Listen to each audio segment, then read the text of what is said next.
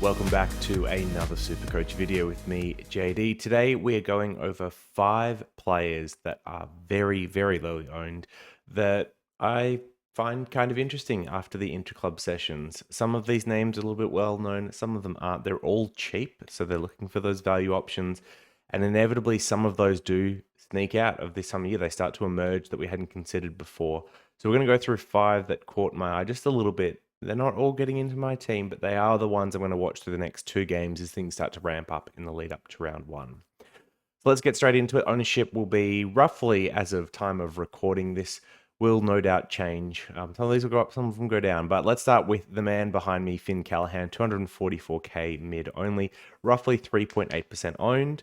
So last year, his season ended pretty poorly. He's a former number 3 pick, but a shoulder subluxation after I think it was round 9 last year, and then required foot surgery as well, which delayed his preseason, meant that his season finished early.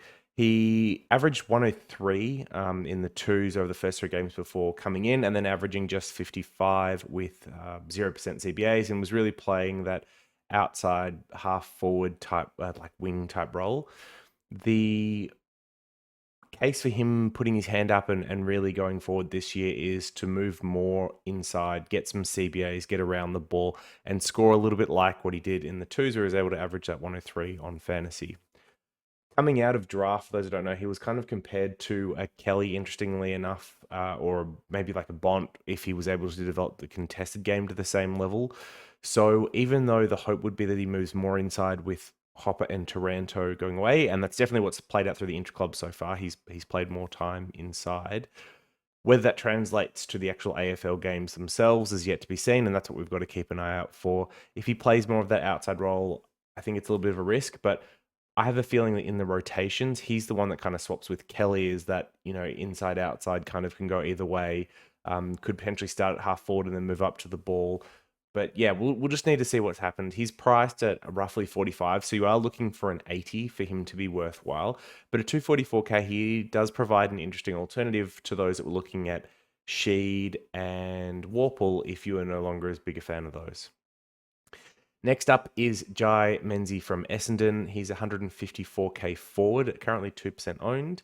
He's 21 years old and was picked up by Essendon in the mid-season supplemental draft last year. He had kicked 20 goals from 8 games in the SANFL before being called up to play at Essendon. He debuted last year and played 2 games, once in round 20 and the other in round 23. He was the sub in both those games, coming on in quarters 2 and quarters 3 across those 2 games. But despite that, he managed to score 40 SuperCoach from 41 time on ground across those 2 games. And he averaged 65 fantasy roughly across the SANFL and VFL over the course of last year. What's interesting is he seems to have gone past Snelling in the pecking order. Guelphy did that calf in the preseason, so he's touch and go for round 1, but I'm not sure how far behind he is on the back of that calf.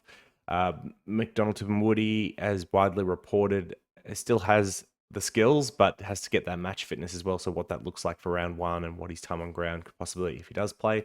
And then it does seem he's slightly ahead of Alwyn Davey so far through the preseason.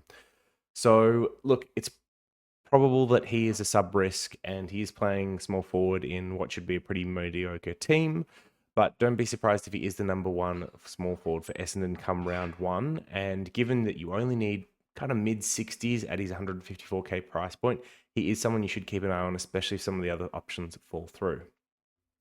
Next up is former FantasyTakeTV Discord member Anthony Caminiti, who's 102k forward for St Kilda. He's got signed in the last 10 days, something like that. He is 19, turning 20 this year, and just 1.9% owns. Very low ownership, but with Max King out until I think at least round 5, Campbell, Hayes, and the yet to debut Allison all have foot issues. So all varying timelines from like they should be available from round 1 through to they probably will miss. And then Membry had that knee clean out and once again should be available for round 1. But the health on the key position forward side of the Saints list isn't great. And that means that Caminiti could potentially debut as early as round 1. He has impressed through the preseason that he's had so far, despite coming from rather far back, I think is how Harvey described it.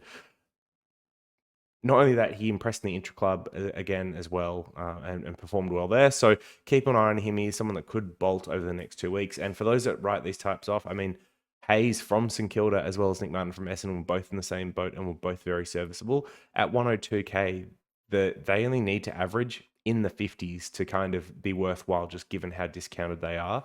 And that is possible for key forwards, most definitely, even though they're frustrating at 102k, someone you could stash on the bench. So absolutely keep an eye on him. Next up, and people may call me crazy for this, is Liam Henry, a 202k forward mid for Freo. He's 1.3% owned at the moment, and I'm not going to admit that I might be one of that 1.3% currently.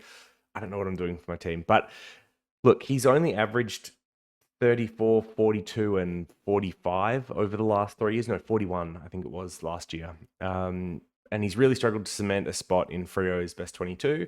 But with Blake Acres, Darcy Tucker both leaving, who were holding him out of the side last year, and as well as O'Driscoll, I think he's battling an injury at the moment. He didn't play in the intra-club, I want to say. But with those two departing, and even with Nod in the side, but whether or not he's healthy as well, Henry is someone that could play 22 games this year and lock down a wing spot, which is much better than the half forward role he's had previously. It's a contract year for him as well. So it really is quite make or break. The 41 they had last year included a 10-point score off a green vest game. So the true average was slightly higher. Maybe it was like 45. I don't know. But yeah, he's priced incredibly cheap. I think he's priced around 36 at the moment. So you'd only be targeting low 70s for this to work out. And low 70s on a wing roll at Freo is most definitely possible. We have seen it with all three that I mentioned previously, like O'Driscoll, Akers, and Tucker could all do 70s on a wing. So Henry, big body, cheap, one to keep an eye on. Yeah, a little bit out there, but possible. And then last one is another rookie. So Judd McVee, he's 123k defender mid, I want to say, but definitely defender for Melbourne. He's only 0.4% owned at the moment, and he in the intra-club played in the A's and took the Salem role, which is very interesting. Hibberd played the twos, which is one to note, and then Salem obviously didn't play. But Judd McVeigh is I want to say McVeigh, I believe, is a good ball user, good rebounder. So that's, I mean, why he's filling in that type of role. But consistency of production was the big knock on him as a rookie, and that showed in the twos last year for Melbourne. I think he had just 44 on fantasy average over the course of last year, so quite low scoring, which does make me a little bit nervous, but you can't always be choosers when it comes to some of these rookies. So keep an eye on him. If he does have that Salem role in the Melbourne side, that could mean very good things for his scoring, but it does mean, well, it would require, I think, both Salem not playing, so the severity of his thyroid problem, we'll see how that plays out. And then also him keeping Hibberd out of the side, which I know Hibberd's getting on in age, but it's somewhat surprising for mine that he's already gone past him.